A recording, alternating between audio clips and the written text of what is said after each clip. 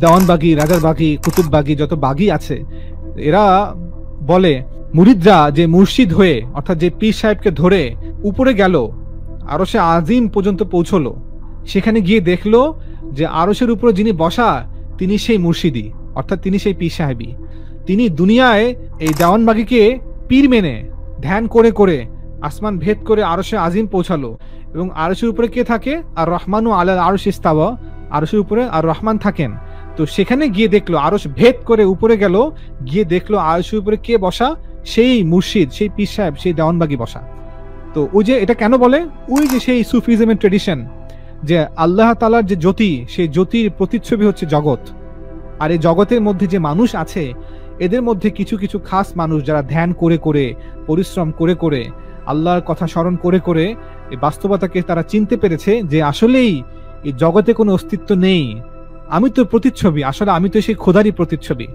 খোদার মধ্যে এবং খোদার যে প্রতিচ্ছবি সূর্য এবং সূর্যের আলোর মধ্যে কোনো পার্থক্য নেই।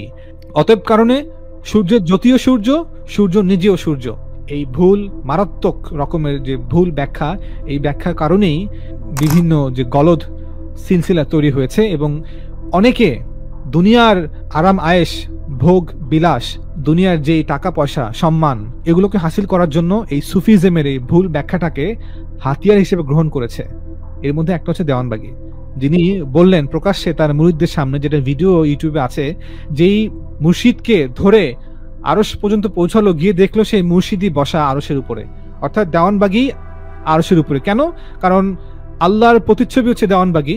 যেহেতু আল্লাহর মধ্যে আর আল্লাহর যে প্রতিচ্ছবির মধ্যে কোনো পার্থক্য নেই, তাহলে দেওয়ানবাগি আর আল্লাহর মধ্যে কোনো পার্থক্য নেই। এই ব্যাখ্যাটা মূলত এটা যে গোড়াপত্তন হয়েছে এই হিন্দুইজম থেকে।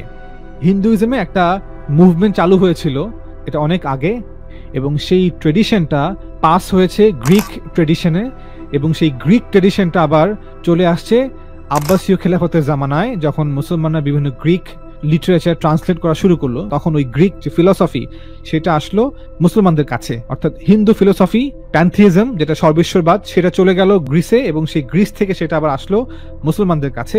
ভণ্ড পীররা যারা সর্বেশ্বরবাদে বিশ্বাস করে যে দুনিয়ায় যেই পীর আরশে আজিমে সেই একই পীর, কারণ আল্লাহর মধ্যে আর বান্দাদের মধ্যে কোনো পার্থক্য নেই, কারণ বান্দার হচ্ছে আল্লাহর প্রতিচ্ছবি, আল্লাহর থেকেই এই বান্দাদের অস্তিত্ব আসছে।